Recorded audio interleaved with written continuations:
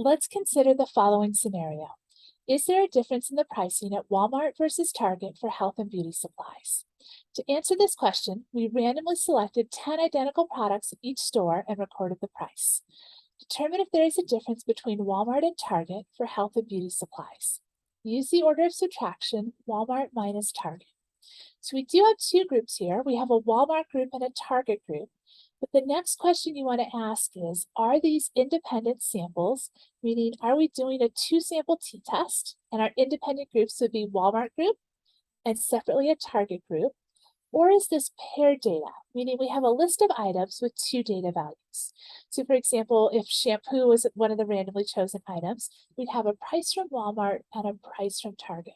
So using that identical item and then comparing those two prices, that's what's giving us that paired data. All right, so let's take a closer look at independent samples of paired data. So suppose we're interested in cholesterol. If I was doing something with two independent samples, I might be interested in whether men have higher cholesterol than women do.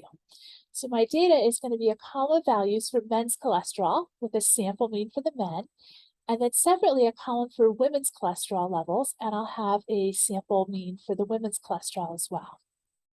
On the paired side, I might be interested in whether a new cholesterol medication lowers people's level of cholesterol.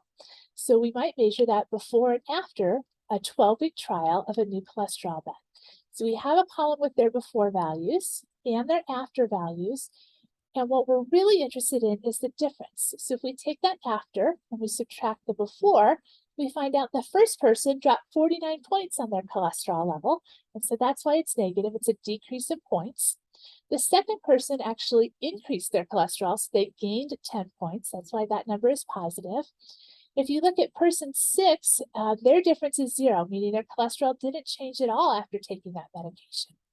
So the thing that we're interested in working with in matched pairs is just that differences column and how those changes work out. So for this group of people, on average, they lost 20.8 points on their cholesterol level. All right, so let's look at a few more examples of independent and paired. So if we go back to that Walmart and Target example, if I was doing two independent samples, I might be curious whether I tend to spend more money at Target or Walmart. So I'll pull my receipts from the last year and I'll have a mean for the Walmart receipts and a mean for the Target receipts that I can compare. On the paired side, this is like what we talked about at the beginning of this video. You're interested in learning whether there is a difference in pricing for health and beauty items at Walmart versus Target. So you pick those 10 items at random and record the price at both places. All right, and then one more example. Let's do a sales example. So two independent samples might be you compare the sales at your Crested Butte coffee shop with your Gunnison shop location to see if they differ.